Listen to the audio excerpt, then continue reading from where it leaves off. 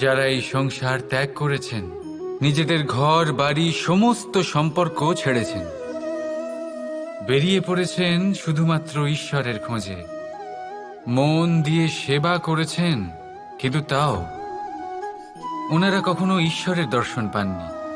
উল্টে মনে অসন্তুষ্টি আরো বেড়ে গেছে। কেন হয় এমনটা?